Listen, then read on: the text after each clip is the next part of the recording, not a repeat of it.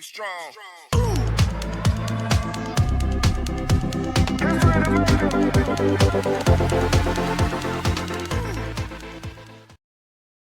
Why gravity is not a force.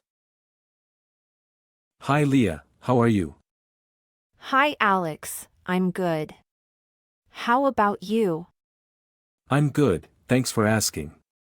I was wondering if you knew why gravity is not a force.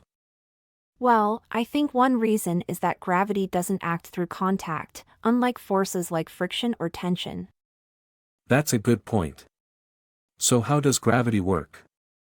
According to Einstein's theory of general relativity, gravity is the result of the curvature of spacetime caused by massive objects. That sounds complicated. Can you explain it in simpler terms? Sure, imagine you have a trampoline and you place a heavy ball in the center. The ball creates a dip or curve in the trampoline, and if you place a smaller ball nearby, it will roll towards the bigger ball because of the curvature of the trampoline. This is similar to how gravity works. Oh, I see. So the more massive an object is, the greater the curvature it creates and the stronger its gravitational pull. Yes, exactly. Another way to think about it is that objects with mass warp or bend the fabric of spacetime, and other objects move along this curved fabric in response to the warping. That's a really interesting way to think about it. So why do we sometimes hear people refer to gravity as a force? I think it's because even though gravity is not a force in the traditional sense, it still causes objects to accelerate towards each other, similar to how forces do. That makes sense. But if gravity is not a force, why do we still learn about it in physics classes as one of the fundamental forces of nature? That's because in our everyday experiences, the effects of gravity are so similar to those of forces that we often treat them the same way. It's easier to understand the behavior of objects under gravity by treating it as a force, even though it's not technically accurate. I never thought about it that way before. So are there any other examples of things we treat as forces even though they're not technically forces? Yes, actually. For example, the Coriolis force, which affects the paths of moving objects on the rotating Earth, is not really a force, but it's often treated as one for simplicity's sake. That's really interesting. It's amazing how much we take for granted in our everyday experiences without really understanding the underlying physics. Definitely.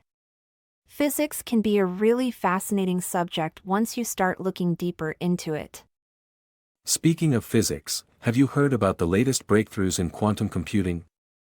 No, I haven't. What's new in the world of quantum computing? Well, researchers have been making progress in developing more powerful quantum computers that can solve problems that are practically impossible for classical computers to solve.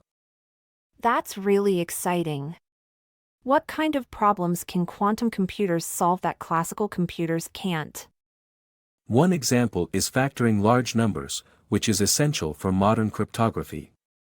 A quantum computer could theoretically break many commonly used encryption methods, which is why we need to develop new encryption methods that are resistant to quantum attacks. That's really interesting. What other applications could quantum computing have? Quantum computing could also help us simulate and understand complex chemical reactions, which would be useful in drug discovery and materials science. It could also help us optimize transportation and logistics networks, and even simulate the behavior of the universe itself. Wow, those are some really exciting possibilities. But is quantum computing already practical for everyday use? Not yet, unfortunately. While quantum computers have made a lot of progress in recent years, they still face many technical challenges and are not yet powerful enough for most practical applications. But researchers are working hard to overcome these challenges and make quantum computing more useful in the future. It's amazing to think about how much technology has advanced in just the past few decades. What do you think the future of technology will look like? It's hard to say for sure, but I think we'll continue to see advances in artificial intelligence, biotechnology, and renewable energy. We might even see new technologies that we can't even imagine yet. That's true. It's exciting to think about what the future holds. Definitely.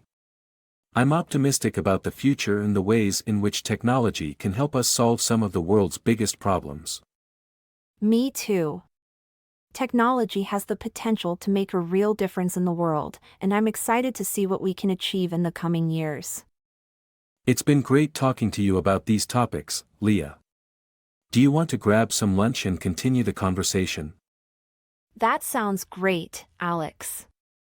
Let's do it!